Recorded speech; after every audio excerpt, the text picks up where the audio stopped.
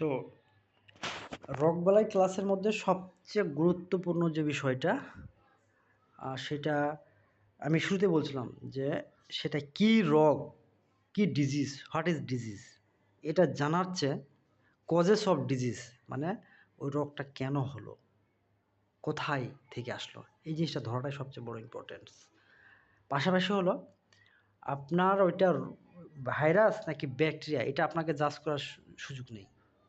আপনি শুধু খেয়াল করবেন, আমি কিন্তু ভালো করে এই পর্বটা শিখে রাখবেন। আপনারা খেয়াল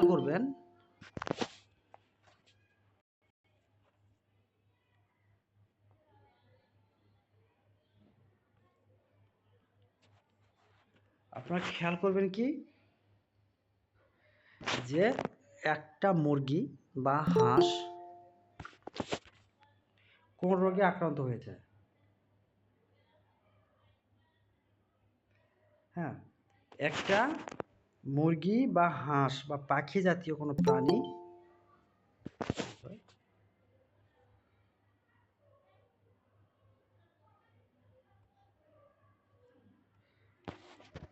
একটা মুরগি বা হাঁস কোন অংশটা আক্রান্ত হচ্ছে, শ্বাসতন্ত্র নাকি নাড়ি ভুঁড়ি বা যাকে আমরা পরিপাকতন্ত্র বলছি সেটা, নাকি হচ্ছে স্নায়ুতন্ত্র।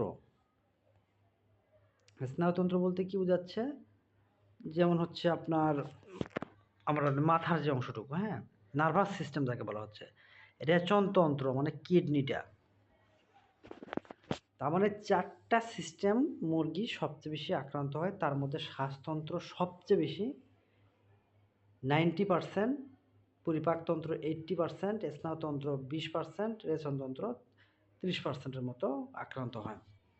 আপনারা ভালো করে খেয়াল করবেন যে শ্বাসতন্ত্রের কি সমস্যা, মুরগিটা হা মেরে শ্বাস নিচ্ছে নাকি খ্যাঁক খ্যাঁক করে শব্দ হচ্ছে, শব্দটা কীরকম, ঘর ঘর করে খ্যাঁক খ্যাঁক করে নাকি হাঁচি।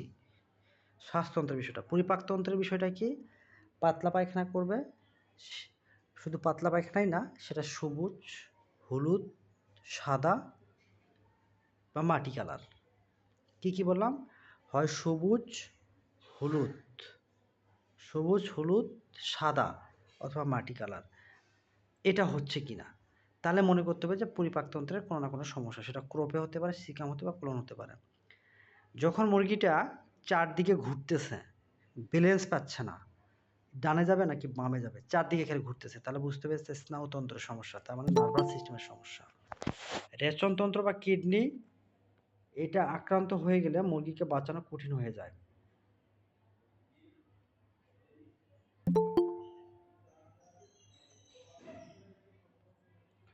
যদি কিডনিতে আক্রান্ত হয় তাহলে পাশাপাশি লিভারটাও আক্রান্ত হয়ে যায়। কারণ হলো কিডনি হলো কি করে, ফিল্ট্রেশন করে, মানে পরিশোধন করে কি পানিগুলোকে। আর লিভার বা যকৃৎ করে কি, দেহের মধ্যে যত বিষগুলো আছে, টক্সিনগুলো আছে, সেগুলোকে ডিটক্সিফাই করে কে, লিভার বা যকৃৎ। এই জন্য কিডনি এবং যকৃৎ আক্রান্ত হয়ে গেলে মুরগিটা কিন্তু খুব দ্রুত মারা যাওয়ার সুযোগ থাকে, মৃত্যু হার বেড়ে যায়।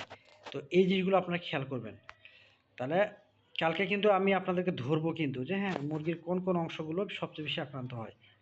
এখন একটা জিনিস খেয়াল করেন, মুরগিতে রোগবালাই ক্লাসটা অনেক বড় ক্লাস। এই জন্য রোগবালাই ক্লাসের কিছু কিছু অংশগুলোকে আমরা মেডিসিন ক্লাসে রেখেছি, মার্কেটিং ক্লাসের ক্ষেত্রে প্র্যাকটিক্যাল ক্লাসেও কিছু রেখেছি। কারণ রোগবালাই ক্লাসটা অনেক কঠিন একটা সাবজেক্ট এবং কঠিন একটা বিষয়। এই জন্য এটাকে যতটা সহজ করা যায় সেইটাই আমি চেষ্টা করেছি। আর রোগবালাই ক্লাসটা যেহেতু অনেক বড়, সেহেতু কিছু কিছু অংশগুলো আমি অন্যান্য ক্লাসে দিয়ে দিচ্ছি। তো আজকে আমরা বেসিক জিনিসগুলো শিখতেছি। তো আমরা জানবো যে সিজনাল রোগবালাই, হ্যাঁ, আমাদের মাথায় রাখতে হবে কি, সিজন ভিত্তিক যে ডিজিজ বা রোগবালাই, শীতের সময়, বর্ষার সময়, গরমের সময় কী রোগবালাই ওগুলো হয়, এগুলো যদি আপনার ধারণা থাকে তাহলে আপনি বুঝতে পারবেন যে এখন ভাইরাসের সংক্রমণ বেশি হচ্ছে নাকি ব্যাকটেরিয়ার। তাহলে আপনি আপনার মতো করে প্রস্তুতি নেবেন। টিকা দেওয়ার যদি কোনো ঘাটতি থাকে টিকা দিবেন। যদি রোগবালাই না হয় তাহলে কী করতে হবে, জীবাণুনাশক দিয়ে চারদিকে স্প্রে করতে হবে নিয়মিত। তখন ব্যবস্থাপনাগত যে বিষয়গুলো আছে সেগুলোকে আপনাকে বেশি করে খেয়াল করতে হবে। আপনি যখন সিজনাল কোনো রোগবালাই সম্পর্কে ধারণা থাকবে, পরিষ্কার ধারণা থাকবে, তখন কিন্তু আপনি সহজেই আপনার খামারকে সহজেই রক্ষা করতে পারবেন, সুরক্ষা প্রদান করতে পারবেন। তো শীতের সময় কী কী রোগবালাই হয় সেগুলো একটু আমরা জানি। রানীক্ষেত, ইনফেকশাস কোরাইজা বা ব্রঙ্কাইটিস, ইকোলাই বা কোলিব্যাসিলোসিস, মাইকোপ্লাজমোসিস এবং কোল্ড স্ট্রোক। কোল্ড স্ট্রোকটা মূলত হচ্ছে ব্রয়লারে সবচেয়ে বেশি হয়, তাছাড়া অন্যান্য মুরগিতে কম হয়। তাহলে আমরা শীতের সময় কী কী রোগবালাই হয় জানলাম। রানীক্ষেত, ইনফেকশাস কোরাইজা বা ব্রঙ্কাইটিস, ইকোলাই বা কোলিব্যাসিলোসিস, মাইকোপ্লাজমোসিস এবং স্ট্রোক। মূলত এইগুলোই কম বেশি সবারই হয়। আমি তো বললাম অসংখ্য রোগবালাই আছে, 50টারও বেশি। তো ভাই 50টা যদি রোগবালাই যদি আমি একদিন মানে একটা একটা করে যদি ধরি, আলোচনা করি, আমার তো মনে হয় না একটা রোগ ধরলে আমার মিনিমাম 2 ঘন্টা লেকচার লাগবে একটা রোগের সম্পর্কে। এক্কেবারে 14 গোষ্ঠী উদ্ধার করে ফেলবো আমরা, মানে এরকম বিষয়টা। রানীক্ষেতের যদি আমি ক্লাস নেই তাহলে 2 ঘন্টা, তাহলে 2 ঘন্টা যদি ক্লাস হয় এই বিষয়ে, তাহলে 50 দিন লাগবে শুধু রোগবালাইয়ের, শুধু রোগগুলোই আলোচনা করা, বাকিগুলো তো থাকলোই। হ্যাঁ, এই জন্য কিন্তু আমরা অত ডিটেলসে যাব না, আমরা শুধু জানবো কি যে শীতের সময় এই রোগবালাইগুলো হয়। বর্ষার সময় কি কি হয়? অ্যাসপারজিলোসিস, বুড়া নিউমোনিয়া। অ্যাসপারজিলোসিসটা কেন হয়?